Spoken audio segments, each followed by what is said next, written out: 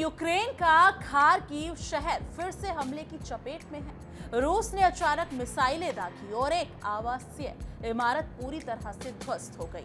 क्या ये हमला जानबूझकर आम नागरिकों को निशाना बनाने के इरादे से किया गया है? राहत और बचाव कार्य तुरंत शुरू कर दिए गए हैं, लेकिन हताहतों की संख्या अभी तक अज्ञात है। यूक्रेनी राष्ट्रपति ज़ेलेंस्की ने अंतर्राष्ट्रीय समुदाय से समर्थन और एयर डिफेंस मजबूत करने की अपील की है, क्योंकि ये हमला केवल क्षेत्रीय संघर्ष नहीं बल्कि युद्ध को लंबा खींचने की रणनीति का हिस्सा लगता है।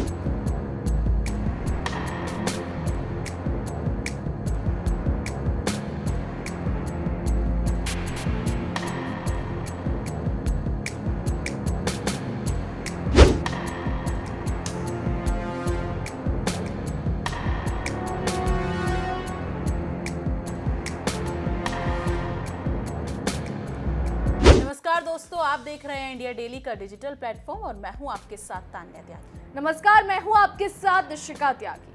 आज की अंतर्राष्ट्रीय राजनीति में एक बार फिर से रूस यूक्रेन संघर्ष ने दुनिया का ध्यान अपनी ओर खींचा है।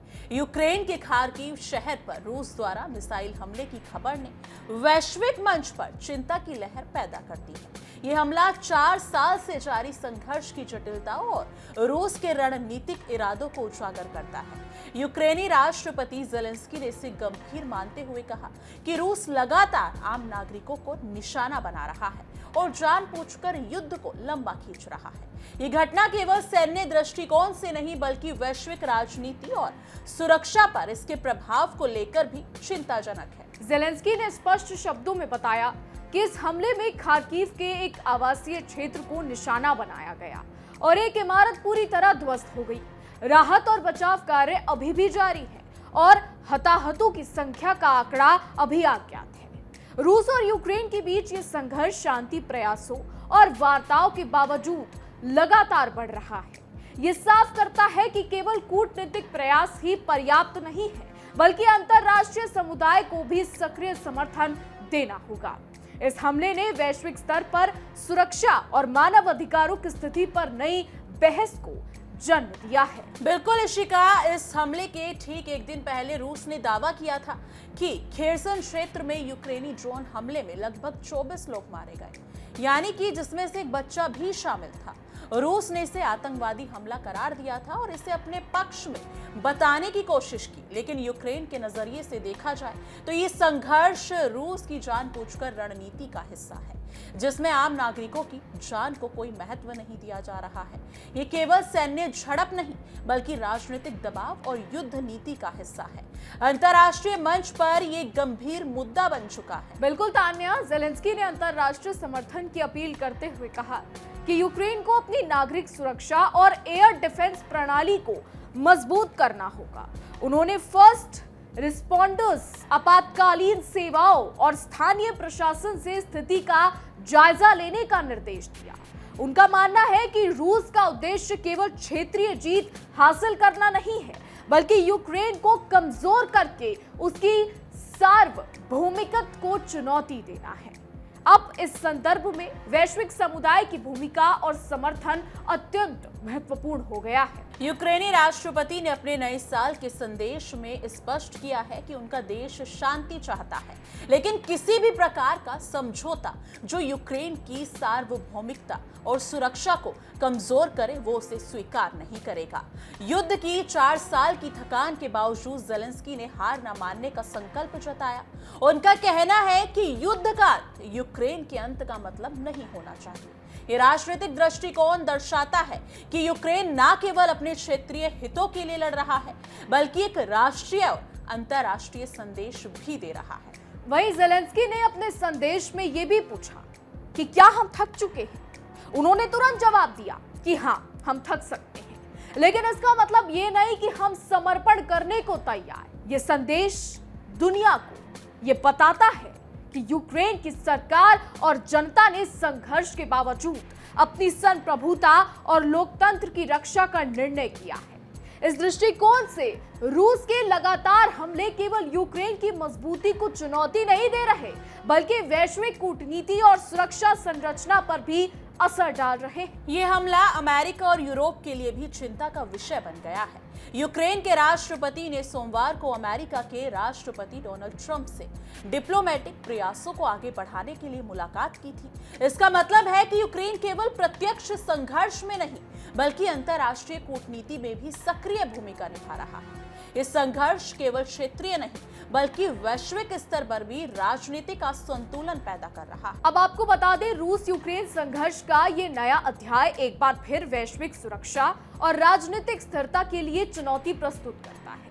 ये संघर्ष सिर्फ दो देशों की नहीं बल्कि पूरी अंतर्राष्ट्रीय राजनीति की परीक्षा है। यूक्रेन की अपील, रूस की रणनीति और अंतर्राष्ट्रीय समुदाय की प्रतिक्रिया, इन सब का समन्वय अब और अधिक महत्वपूर्ण हो गया है।